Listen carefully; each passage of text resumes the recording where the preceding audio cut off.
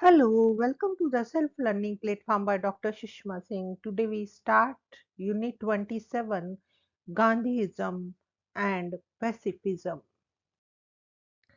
Let us have introduction about the unit. This century has witnessed two world wars and several wars between countries which brought in untold miseries. Science and technology have produced solutions to some of the dreaded diseases, but they have also developed a nuclear arsenal with deadly ramifications. The world is shrunk in size and is fast emerging as a global village. However, the world is swept by the winds of violence. In spite of modernity and advancement towards material gain and economic gains, peace and happiness have eluded mankind. How can conflict be resolved and order established if the authorities protecting interest of all are themselves prisoners of self-interest? This was the dilemma faced by Mahatma Gandhi. He introduced ethics in politics and made self-realization the purpose of life, disapproving of the pursuit of self-interest for worldly riches and pleasures. The Gandhian message of truth and non-violence seems to be the only hope and light in these dark days. The soul force which awakened is capable of burning all impurities, whether political, economic, or social. Pacifism is the only solution for the survival of humanity. Now let us discuss Gandhism. Mahatma Gandhi is a religious humanist. For the attainment of Swaraj, he has worked out certain principles that are woven into political philosophy by others. These principles of Gandhi are known as Gandhism.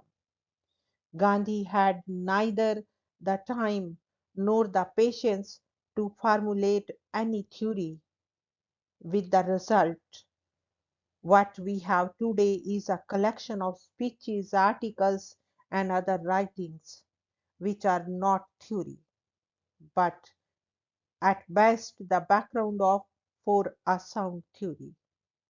Here are three different paragraphs from Gandhi's writing which give us an insight into his thought.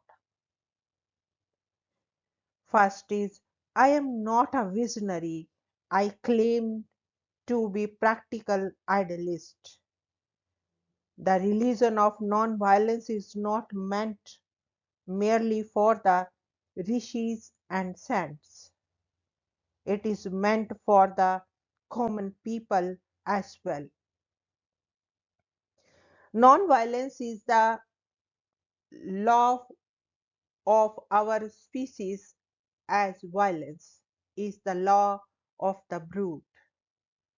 The spirit lies dormant in the brute and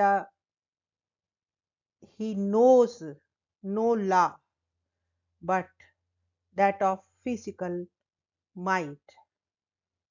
The dignity of man requires obedience to a higher law, to the strength of the spirit. I have therefore ventured to place before India the ancient law of self-sacrifice. For Satyagraha and its offshoots, non-cooperation and civil resistance are nothing but new names for the law of suffering. The rishis who discovered the law of non-violence in the midst of violence were greater genius than Newton. They were themselves greater warriors than Wellington, having themselves known the use of arms. They realized their uselessness and taught a weary world that its salvation lay not through violence but through non-violence.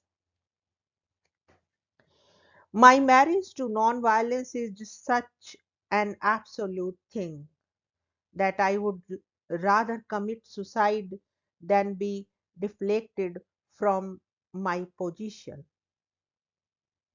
Devotion to truth has led me to arrive at certain ethical principles to guide human behavior in individual as well as in collective life. A seeker of truth must lead life according to these ethical principles in order to prepare him for the path of truth. These principles must also serve as the bedrock for the social, political, and economic structures to create a society based on truth. All our actions are to be judged in the light of these principles. The world provides us an opportunity to apply these principles of truth, test ourselves and our understanding of truth. A religious practice of these ethical principles leads us to the purification of the self day by day and finally results in the realization of absolute truth. Ethics is thus a way to God. Humanity is passing through a phase of crisis. Gandhi has denied using any ism, but his principles have the solution of world problems being faced by humanity. Gandhi has an alternative to the liberal as well as the Marxist ideology. The development of the ideas of Gandhi after him and their application become important as a solution oriented mechanism to save humanity. There is an enormous task before us. Next point is pacifism. The dictionary meaning of the term pacifism means a belief that all war is morally wrong and that disputes should be settled by peaceful means. The ethical principles of Gandhi adhere to this concept. Politics in the hands of greedy and power hungry people has become an instrument of crime, corruption, and terrorization. Criminalization of politics has made a shame of democracy. The world is quite disillusioned by the working of the structures of violence, both capitalism and communalism. Human society must abolish war if it is to survive. We are in a new era. The old methods and solutions are no longer enough. We must have new thoughts, new ideas, and new concepts. We should now proclaim our readiness to abolish war. The result would be magical.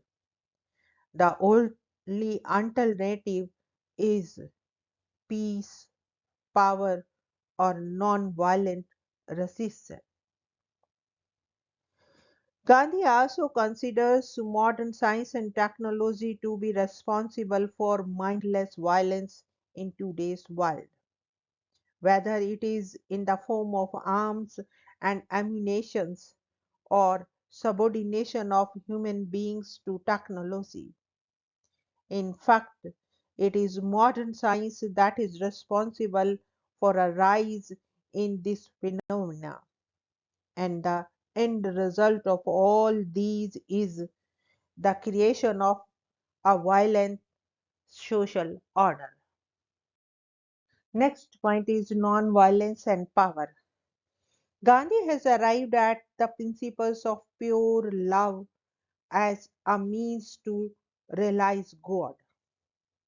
The absolute truth, observance of the law of love is non-violence in relationships. Non-violence is the means and truth is the end. Non-violent methods are considered as instruments of power to be used to control the opponent's power. Non-violent actions cut off the sources of opponent's power. Where non-violent coercion operates, changes are achieved against the opponent's will and without his agreement. The sources of his power having been so undercut by non-violent means that he no longer has control. This decrease in the power of the opponent gives the non-violent coercionist the momentum and strength they need to continue their campaign. Non-violence is the mighty weapon to overcome evil, even as infinite fraction of which is capable of doing wonders.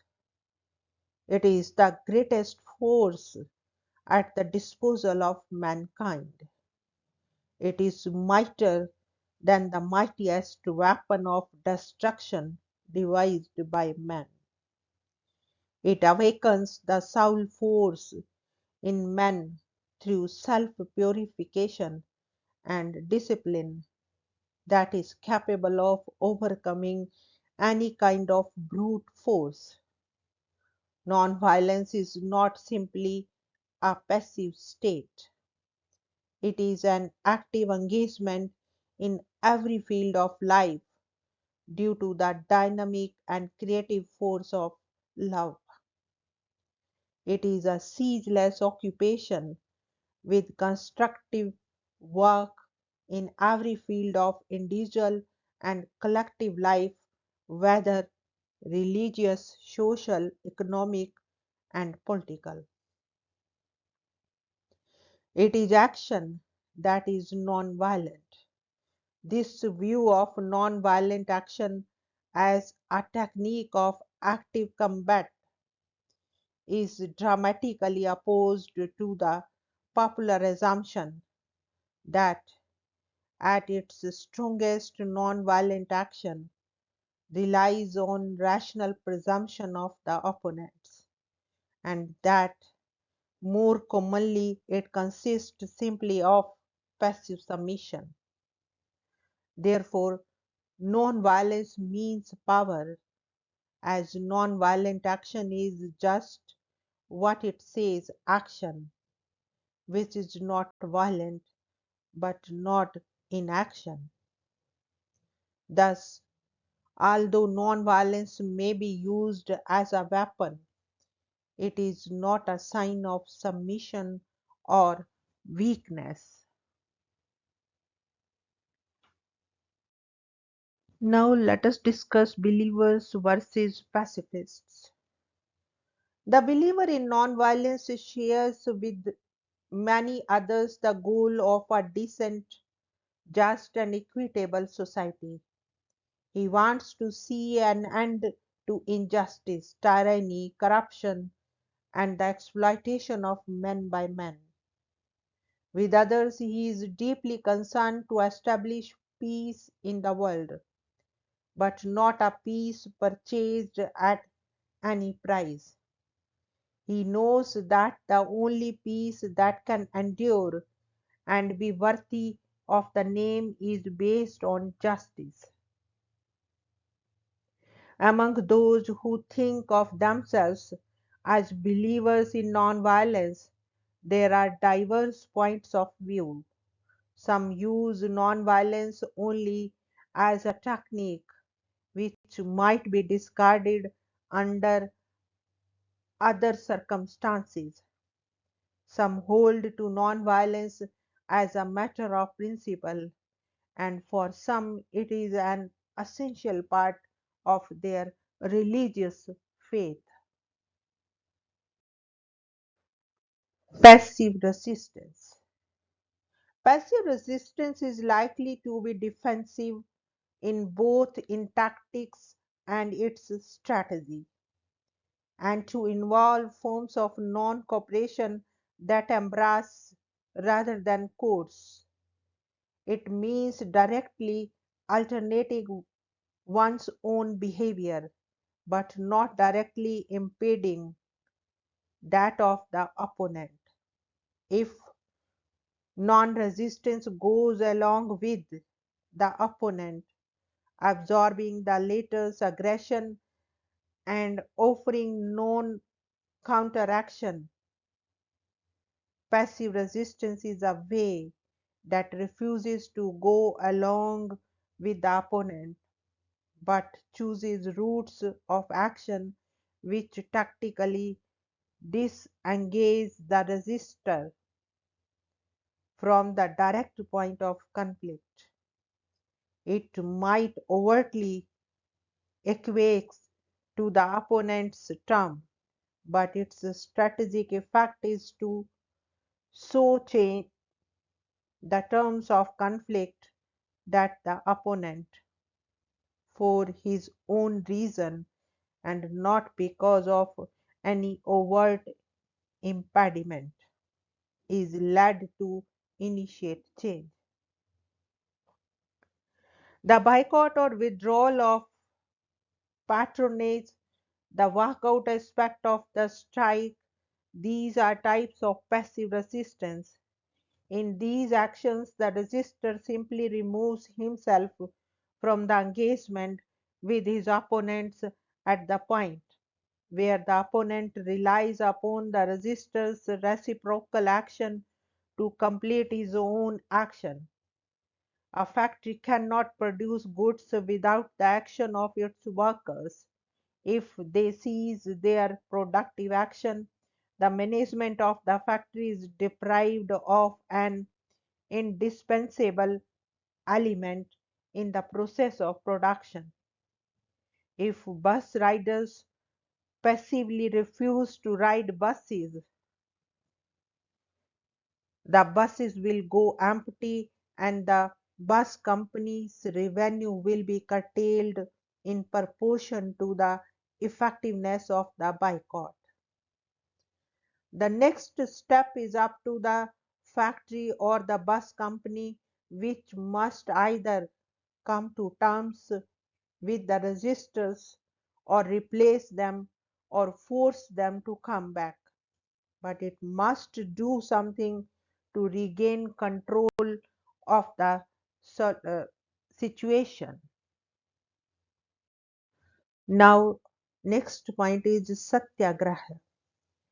The objective of satyagraha is constructive transforming of relationship in a manner which not only effect a change of policy but also assures the restructuring of the situation which led to conflict. This calls for a modification of attitudes and requires fulfillment of the significant needs of all parties originally in conflict. The fulfilling of needs is both an objective and a means for effective fundamental change. Now we want to wind up this lecture. Thank you so much for your attention.